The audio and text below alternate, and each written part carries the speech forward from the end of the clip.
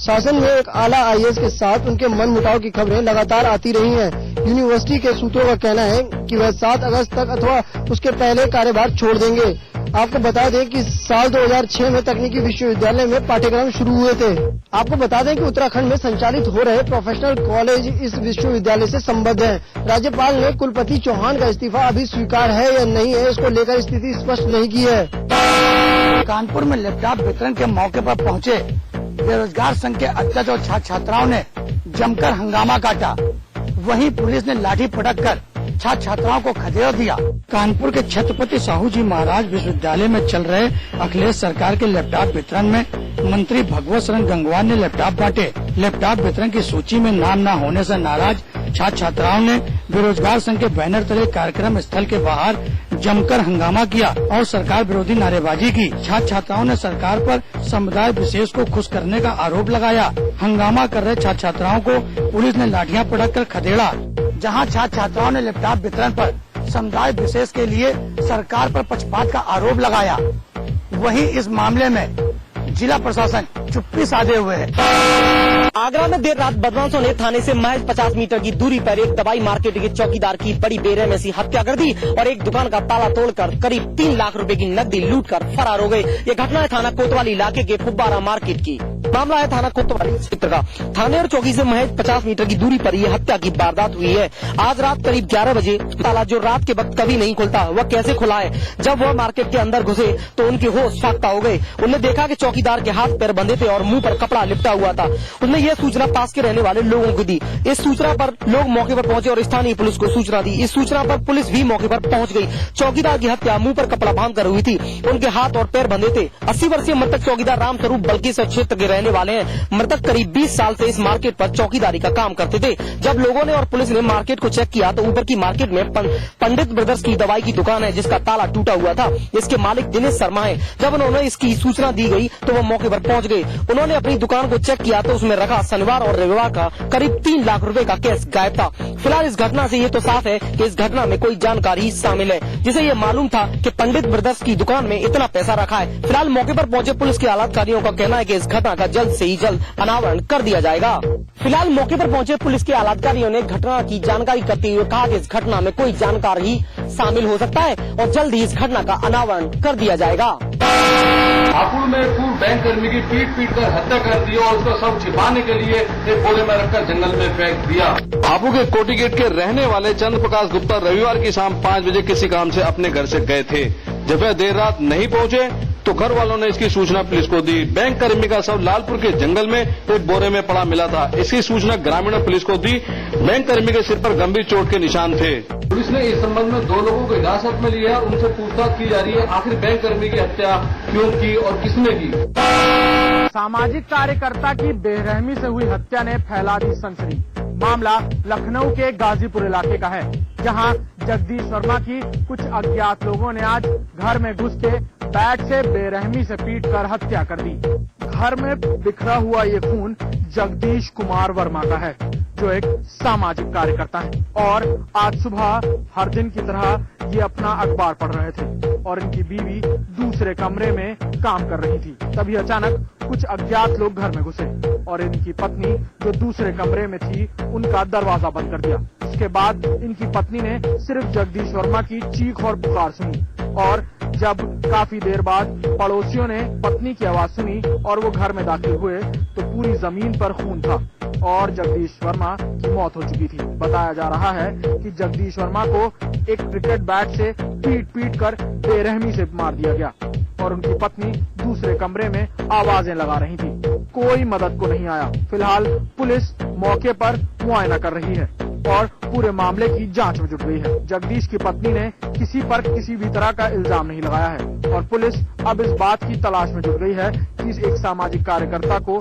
आखिर किन किन लोगों से दुश्मनी लेनी पड़ती है जिसके चलते उनकी इस तरह हत्या कर दी गई। फिलहाल पुलिस ने जगदीश वर्मा की लाश को पोस्टमार्टम के लिए भेज दिया है और पूरे मामले की जांच में जुट गई है। भारत रत्न के लिए खेल मंत्रालय की ओर से हॉकी के जादूगर मेजर ध्यानचंद का नाम भेजा गया है।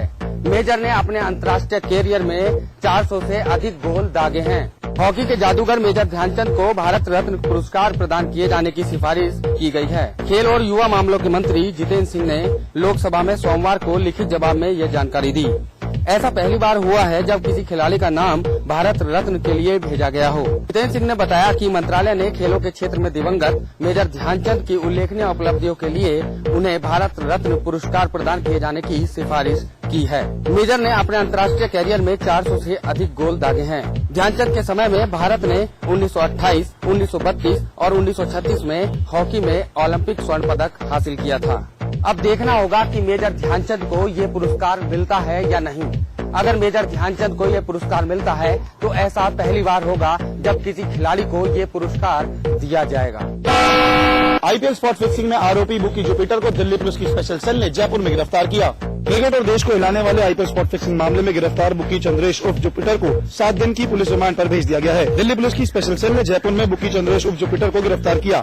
दिल्ली पुलिस के साथ ही मुंबई पुलिस भी जुपिटर की तलाश कर रही थी। जुपिटर को फिक्सिंग का सबसे बड़ा सूत्रधार बताया जा रहा है। जुपिटर की गिरफ्तारी के बाद पुलिस को कई सवालों का जवाब मिल सकता है। फिलहाल पुलिस जुपिटर से पूछताछ कर रही है। अब देखना होगा कि जुपिटर से पूछताछ में दिल्ली पुलिस को फिक्सिंग के कितने सुराग हाथ लगते हैं। प्रशासन के लाख समझाने के बाद भी गौला नदी में जान जोखिम में डालकर लोग नहा रहे हैं, जबकि अभी तक आधा दर्जन लोग गौला नदी में नहाने के चलते मौत के मुंह में समा चुके हैं। उसके बावजूद भी यहाँ कोई सूद लेने को तैयार नहीं। ये हल्द्वानी की गौला नदी है और ये कभी भी उफान मार सकती है, लेकिन उसके बावजूद भी यहाँ नहाकर लोग मौत को दावत दे रहे हैं। पहाड़ों में बरसात होते ही इस नदी का जल स्तर एकदम बढ़ जाता है, पर प्रशासन के लाख समझाने के बाद भी लोगों में कोई फर्क पड़ता नहीं दिखाई दे रहा है। बच्चे हो या बूढ़े नदी में गोते लगाकर मौत का खेल खेल रहे हैं। अब तक इस नदी में ऐसे ही आधा दर्जन लोगों को मौत की नींद सुला दिया है, जिसके बाद सूबे के कैबिनेट मंत्री हरीशचंद्र दुर्गापाल ने प्रशासन के अधिकारियों को निर्देश दिए कि किसी को भी नदी के किनारे नहीं जाने दिया जाए, पर उसका भी असर यहाँ नहीं देखने को मिल रहा है। कैबिनेट मंत्री हरीशचंद्र दुर्गापाल के प्रशासन के अधिकारियों को निर्देश देने के बाद भी नदी किनारे नहाने वालों पर रोक नहीं लग पाई है। शायद प्रशासन किसी बड़े हादसे के इंतजार में है। सावन के महीने में भले ही शिवालयों में शिव भक्तों का हुजूम उमड़ पड़ा है और वो बड़े उत्साह के साथ जलाभिषेक कर रहे हैं, लेकिन देश विदेश से आने वाले लाखों श्रद्धालुओं से गुलजार रहने वाले भगवान बद्री विशाल में इन दिनों वीरानगी छाई हुई है। 16 और 17 जून को हुई भारी तबाही के चलते भगवान बद्रीनाथ में इन दिनों सन्नाटा छाया हुआ है। इस तबाही में भगवान बद्री विशाल को जाने वाले पैदल रास्तों के साथ सड़कें भी पूरी तरह से क्षतिग्रस्त हो गई थी। 2 महीने बाद भी सड़कों के न बनने से जहां स्थानीय लोगों का रोजगार छिना है, बल्कि स्वयं भगवान को चढ़ने वाले भोग प्रसाद के लिए भी ईंधन की कमी के चलते खासी दिक्कतें आ रही हैं। अलकनंदा के उफान से जहां भगवान बद्री विशाल को जाने वाली सड़कों के साथ पैदल मार्ग भी पूरी तरह से क्षतिग्रस्त हो गए थे, वहीं इन विकट परिस्थितियों के बावजूद भी कांवड़ियों का एक दल भगवान बद्री विशाल पहुंचा। कांवड़ियों के इस दल ने देश विदेश से आने वाले श्रद्धालुओं के साथ स्थानीय लोगों को भी भगवान बद्री विशाल की जल्द से जल्द यात्रा शुरू होने की उम्मीदें जगाई है।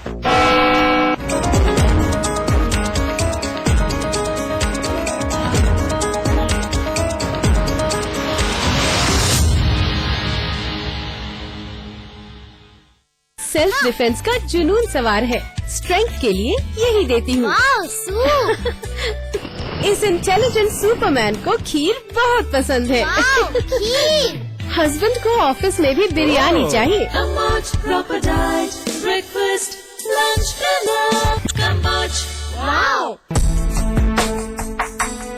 आसान नहीं है, हर खबर की जड़ तक जाना, हर हाल में संयम बनाए रखना, संयम बनाए रखना। बड़ी हस्तियों से बेबाक और निर्भीक चर्चा आसान नहीं, आसान नहीं। लगातार बड़े बड़े खुलासे करते रहना, खुलासे करते रहना। हर पल अग्नि परीक्षा के लिए तैयार रहना, तैयार रहना। आसान नहीं है सच की राह पर चलते रहना, पर अगर साथ हो आपका तो कोई भी चुनौती बड़ी नहीं। समाचार प्लस, खबर वही जो हमने कही, जो हमने कही। स्वाद बड़ी चीज है, स्वाद से बढ़कर कुछ नहीं। तुलसी सादा पान मसाला। खबरें जो देती है सिर्फ सच का साथ, खबरें जो करती है सिर्फ आपके हक की बात। समाचार प्लस, खबर वही जो हमने कही। आज ये क्या? Julie, my love, you're the love of my life. Julie!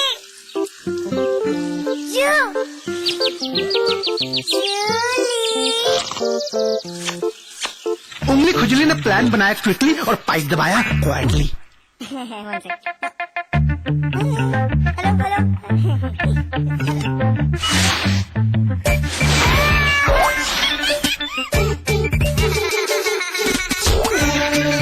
Refreshing mini gums. आइली क्या?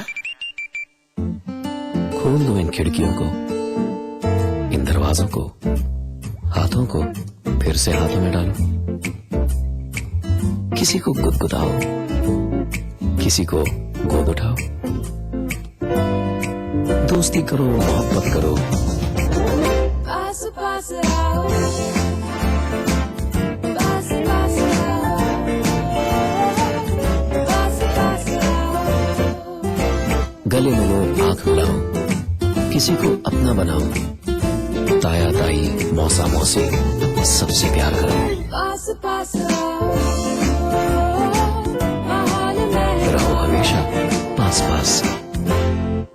हर खबर को पहचानते हैं हम, क्योंकि झूठ और सच में अंतर जानते हैं हम। समाचार प्लस, खबर वही जो हमने कही। अब मेगा मॉल बनेगा, तो बिगेस्ट इंडियाज एवर सीन। यहाँ स्टेडियम बनना चाहिए। चैरिटी के बारे में सोच रहे हैं? कभी तो ऐसा ख्वाब देखिए जिसमें हजारों ख्वाब शामिल।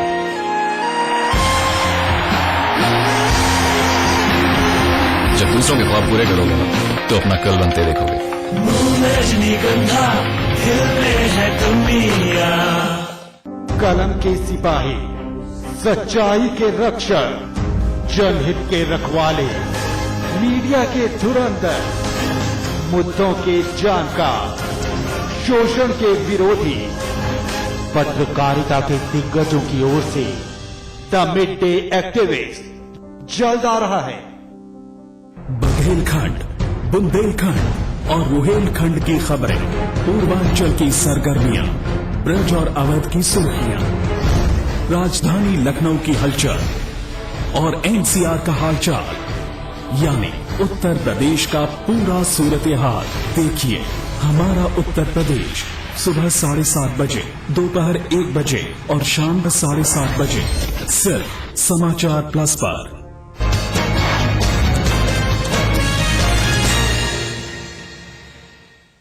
स्वागत है आप सभी का। आप देख रहे हैं फाइनल रिपोर्ट और आपके साथ मैं हूं नितीशा बंसल।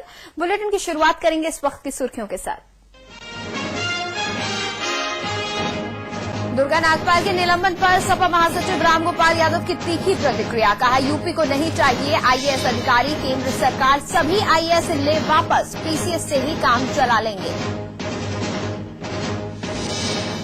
दुर्गा शक्ति नागपाल निलंबन मामले पर पहली बार बोले मनमोहन सिंह। कहा सभी नियमों का होगा पालन, राज्य सरकार के संपर्क में है केंद्र। आईएएस दुर्गा के निलंबन को मुख्यमंत्री अखिलेश यादव ने ठहराया जायज। कहा जो अधिकारी गलती करेगा उसे सजा मिलेगी। सपा सुप्रीमो ने भी अखिलेश के फैसले का किया समर्थन।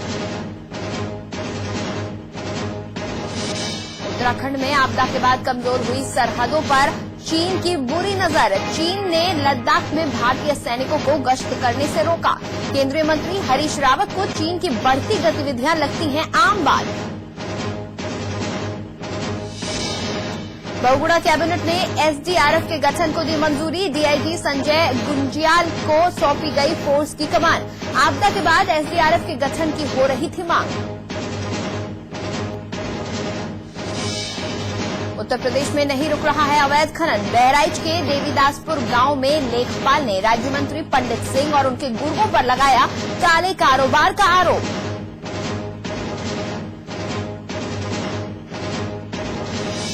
उत्तराखंड में मौसम विभाग ने जारी किया अलर्ट। अगले 48 घंटों में हो सकती है भारी बारिश। अलर्ट से लोगों में दहशत। वाराणसी में उफान पर गंगा, खतरे के निशान से ऊपर बह रही गंगा के पानी में रिकॉर्ड बढ़ोतरी। प्रशासन ने जारी किया हाई अलर्ट। और भारत रत्न के लिए मेजर ध्यानचंद के नाम की सिफारिश। खेल मंत्रालय ने देश के सर्वोच्च नागरिक सम्मान के लिए भेजा हॉकी के जादूगर का नाम।